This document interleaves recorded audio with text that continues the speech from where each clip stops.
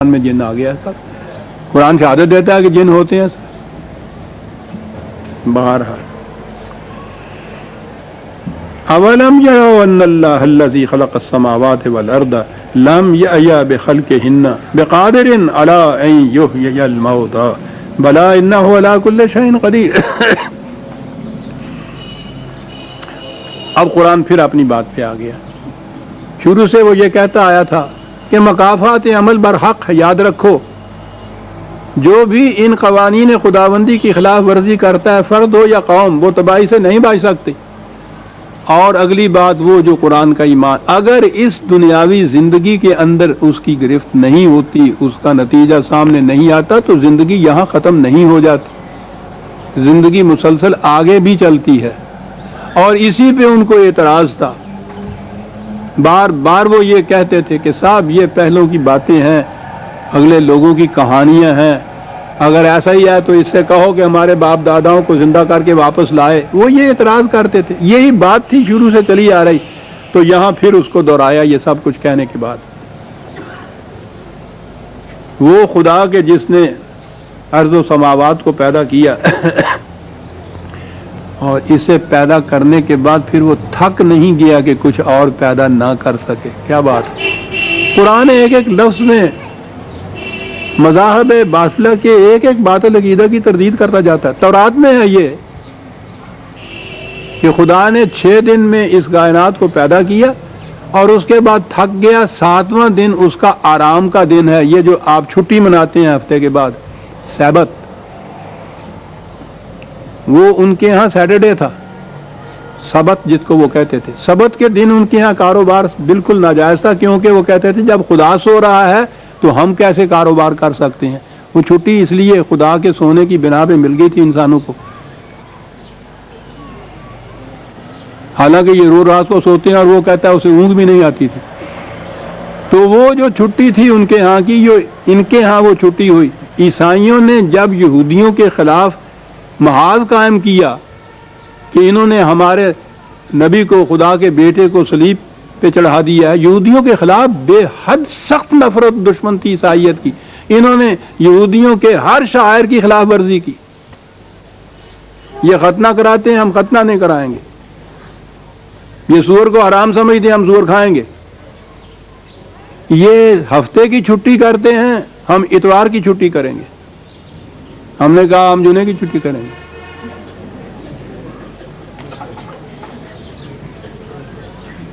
یہ وہ جمعے کی کرنے لگ گئے تھے. پھر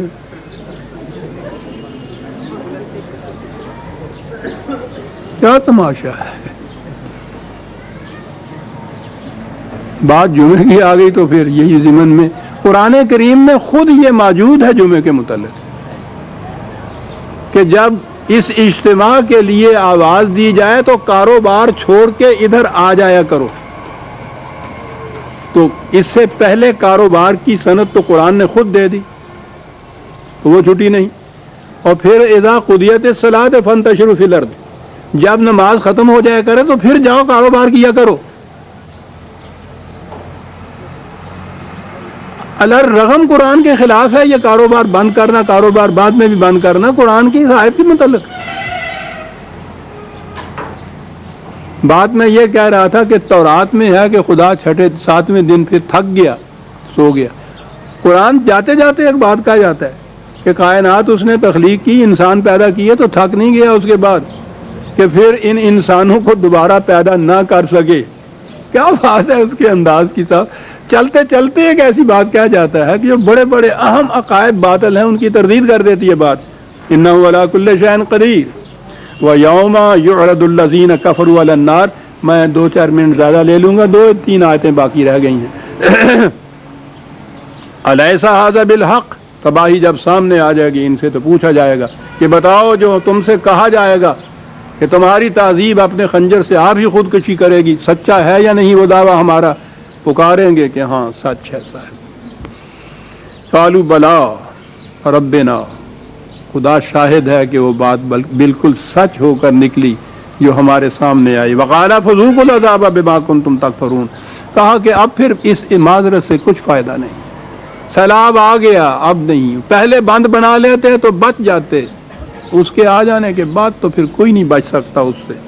ادھر نبی اکرم صلی اللہ علیہ وسلم کو پھر یہی بات کہ اتنی مخالفت یہ کر رہے ہیں، تان و تشنیع کے نشتر ہیں جو چپ ہو رہے ہیں، فاصبر کما صبر اولو العزم من الرسل، کوئی بات نہیں، آپ ہی کے ساتھ یہ نہیں ہو رہا ہے رسول، پہلے انبیاء کرام کے ساتھ بھی یہ کچھ ہوتا رہا ہے، جس نے بھی حق کی بات کی ہے دنیا میں اس کے ساتھ یہ ہوتا ہے، استقامت سے جمے رہو۔ صبر کے معنی یہ نہیں ہوتا کہ صبر کر بچڑا ہو کچھ ہو نہیں سکتا تے کی کرنا ہویا ہوں، صبر دے سوا چارہ ہی کوئی نہیں ہے گا۔ انتہائی بے چارگی کے لیے یہ لفظ ہمارے ہاں استعمال ہوتا ہے۔ خدا تلقین رسول سے کر رہا ہے کہ اولو العزم انبیاء نے بھی ایسے، صبر کے معنی ہوتا ہے استقامت سے جم کے کھڑے رہنا، کسی بات پہ پاؤں میں لغزش نہ آ جائے، یہ ہوتا چلا آیا ہے، تمہارے ساتھ نئی بات نہیں ہے۔ انبیاء کرام نے، انبیاء اولو العزم ان کو کہا گیا ہے، صاحب عظیمت تھے وہ، انہوں نے بھی ایسے مقام پہ استقامت دکھائی تھی۔ وَلَا تَسْتَعْجِل لَّهُمْ، اس کے لیے جلدی نہ کرو کہ وہ جلدی سے عذاب کیوں نہیں آ جاتا، وہ تو ہمارے قانون کے مطابق آتا ہے۔ پھول بھی ایک وقت لیتے ہیں پھوٹنے کے لیے، کانٹے بھی چبھنے کے لیے ایک وقت لیتے ہیں، جلدی نہیں اس میں ہوا کرتی۔ فلا تستعجل لهم كأنه يوم يرون ما يوعدون لم يلبثوا الا ساعة من النهار۔ اب تو نظر آتا ہے کہ بڑا لمبا وقفہ پڑ گیا صاحب، آتا کیوں نہیں عذاب؟